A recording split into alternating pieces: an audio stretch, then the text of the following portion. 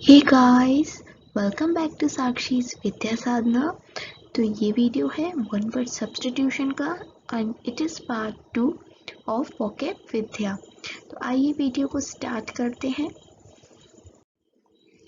तो पहला वर्ड है न्यूमिस्मैटिक और उसको न्यूमिस्मैटिस्ट भी कह सकते हैं। ये कौन होता है?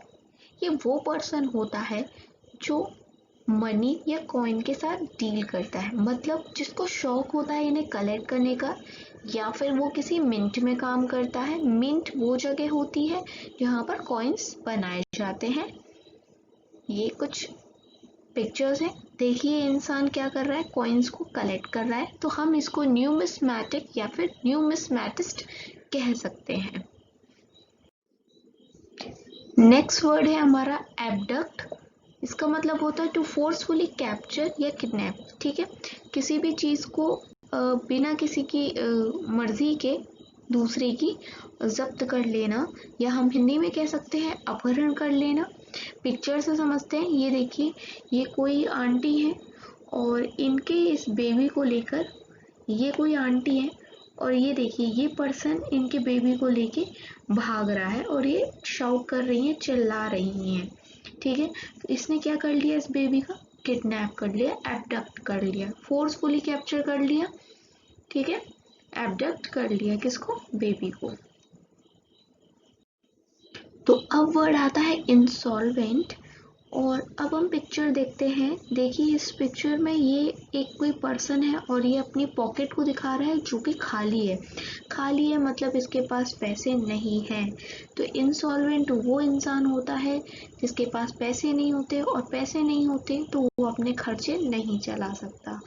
One who is unable to pay the डेब्ट। तो अब आता है आर्सेनल।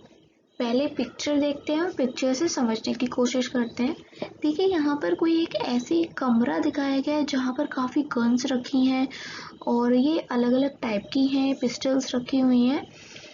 और यहाँ पर लोग भी हैं जो कमांडो टाइप के लग रहे हैं और इनके हाथ में गन्स हैं, मतलब ये सिक्योरिटी दे रहे हैं इन गन्स को।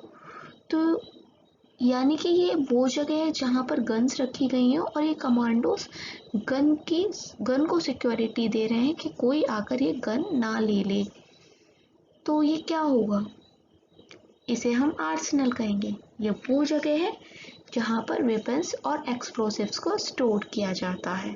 ठीक है, तो ऐसी जगह जहाँ पर गन्स और एक्सप्लोसिव्स को स्टोर किया जाता हो, उसको एक वर्ड में हम कह सकते हैं ये आर्सेनल है। सो नेक्स्ट है बिब्लियोफाइल। पिक्चर देखते हैं। ये कोई दीदी बैठी हुई है और इनके इर्द गिर्द इतनी सारी किताबें हैं। अब आप में से ज़्यादातर लोगों को तो देखकर ही अटैक आ जाएगा इतनी सारी बुक्स को, और नॉर्मल सी चीज़ है, आ ही जाना चाहिए। इतनी सारी बुक्स, अपने सिलेबस की बुक्स तो पढ़ी नहीं जाती, और यहाँ तो पता नहीं हज़ारों लाखों में बुक्स रखी हुई हैं। तो और ये पढ़ भी रही हैं उनमें से कोई बुक, और नॉर्मल तरीके से पढ़ भी रही हैं। कहीं ये कोई इरिटेशन में नहीं दिख रही, तो इसका मतलब इन्हें बुक्स से कुछ ज़्यादा ही प्यार है, इसलिए तो इन्होंने इतनी सारी किताबों को रख रखा है। तो बिब्लियोफाइल यही तो होता है, अ पर्सन हु लव्स और कलेक्ट्स बुक। जो व्यक्ति किताबों को कलेक्ट करने का शौक रखता हो, किताबों से बहुत प्यार करता हो, उसको हम बिब्लियोफाइल कहते हैं, इन दीदी जी की तरह। क्रेड्यूलस। तो क्रेड्यूलस का मतलब होता है टू रेडी टू बिलीव, मतलब कि भोला व्यक्ति। जो लोग बहुत भोले होते हैं वो आपकी बात पर जल्दी से यकीन कर लेते हैं, और जो चालाक होते हैं वो काफ़ी आपसे क्वेश्चन करते हैं। इसलिए कहते हैं कि जो भोले लोग होते हैं उनको, उनसे कोई भी बात मनवानी हो, कोई काम करवाना हो, काफ़ी आसान होता है। अब देखिए जैसे ये पिक्चर में है, ये कोई व्यक्ति है, ठीक है, और इसने कोई न्यूज़ देखी है अपनी टीवी में जिसमें किसी स्पेशल ऑफर के बारे में बताया जा रहा है, और वो कह रहा है कि वो सिर्फ इन एन आवर, मतलब 1 घंटे के अंदर ख़त्म हो जाएगा, तो जल्दी करिए, हरी करिए। और इस आदमी ने इतना, मतलब भोला है ये, कि बिल्कुल इसने भागना शुरू कर दिया और अपने घर में देखिए क्या तहस नहस मचा दी है। तो इस तरह के व्यक्ति होते हैं भोले, ठीक है, और जो तुरंत बिलीव कर लेते हैं, इसने बोला और इन्होंने मान लिया और घर से निकल पड़े।